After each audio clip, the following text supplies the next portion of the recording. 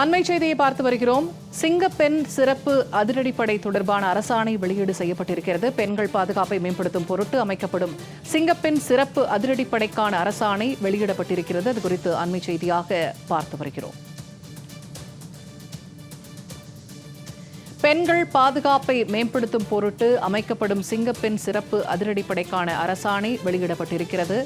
முதலமைச்சராக பதவியேற்றதும் முதலில் கையெழுத்திட்ட கோப்புகளில் இந்த விடயம் தொடர்பான கையெழுத்தும் அடங்கியிருந்தது. அதனைத் தொடர்ந்து சிங்கப்பெண் சிறப்பு அதிரடிப்படை தொடர்பான அரசாணை வெளியிடப்பட்டிருக்கிறது. கூடுதல் தகவல்களை வழங்குகிறார் செய்தியாளர் நித்யானந்தன். இப்ப சிங்கப்பெண் சிறப்பு அதிரடிப்படை தொடர்பான அரசாணை வெளியிடப்பட்டிருக்கிறது. என்னென்ன விஷயங்கள் அதில் சொல்லப்பட்டிருக்கிறது?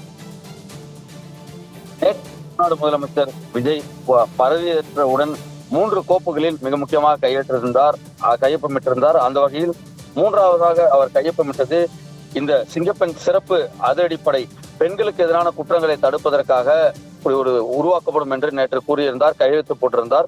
இந்த நிலையில் அது உடனடியாக அமலுக்கு வந்திருக்கிறது. அதற்கான அரசாணையும் தற்பொழுது வெளியிடப்பட்டிருக்கிறது. அதில் மிக முக்கியமாக கூற வேண்டும் என்றால், அந்த அரசாணையில் அதாவது டிஜிபி அலுவலகத்தில் அதற்கான நிர்வாக ரீதியிலான யார் யார் அந்த பதவி வகிக்க போகிறார்கள், எத்தனை பேர் பதவியில் இருக்க போகிறார்கள் என்பதான அந்த அரசாணை என்பது வெளியே இருக்கிறது. ஆகவே அதில் மிக முக்கியமாக நாம் பார்க்க வேண்டியிருக்கிறது.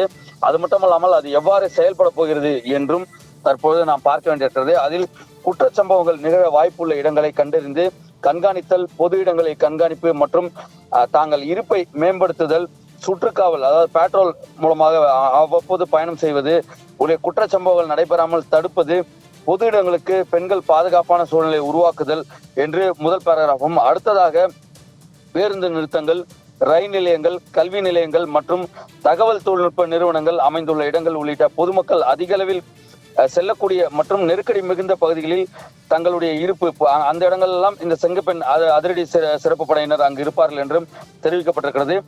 மேலும் புகார்கள் மீது விரைந்து உரிய நடவடிக்கை எடுக்கப்படும் என்றும் கூறப்பட்டிருக்கிறது. பாதிக்கப்பட்ட நபர்கள் மீட்டு அவர்களது பாதுகாப்பு மற்றும் நலனை உறுதி செய்வதுடன் இதர ஆதரவுகள் மற்றும் கிடைத்திட வழிவகை செய்தல், அதாவது பாதிக்கப்பட்டவர்களுக்கு உடனிருந்து அவர்களை பாதுகாப்பது மட்டுமல்லாமல் அவர்களை வழிவகை செய்வதும் செய்யப்படும் என்று கூறப்பட்டிருக்கிறது.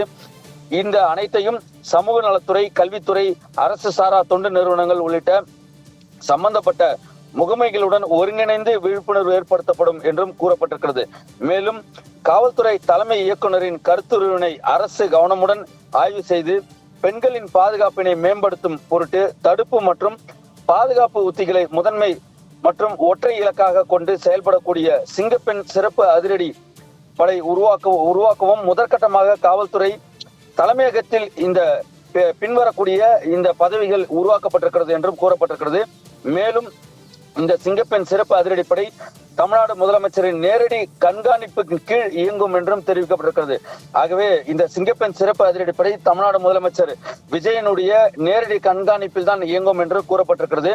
இதற்கான பதவிகள் போடப்பட்டிருக்கிறது. முதற்கட்டமாக அதில் ஐஜி ஒருவரும், எஸ்பி ஒருவரும், டெபுட்டி சூப்பரண்ட் ஆஃப் போலீஸ் 2 பேர், ஆய்வாளர் 4 பேர், துணை ஆய்வாளர் 8 பேர், அதன் பிறகு கீழே இருக்கக்கூடிய காவலர்கள் 20 பேர் என்று மொத்தம் 20 பேர் போடப்பட்டிருக்கிறார்கள். ஆகவே இந்த சிங்கப்பெண் சிறப்பு அதிரடிப்படை என்பது உருவாக்கப்பட்டு அதற்கான அரசாணையும் போடப்பட்டிருக்கிறது, அதற்கான பதவிகளும் போடப்பட்டிருக்கிறது. விரைவில் இதற்கான காவலர்கள் அதிக அளவில் ஒதுக்கப்பட்டு தமிழகம் முழுவதும் செயலுக்கு வர இருப்பது குறிப்பிடத்தக்கது. தகவல்களை வழங்கியமைக்க நன்றி நித்யானந்தன்.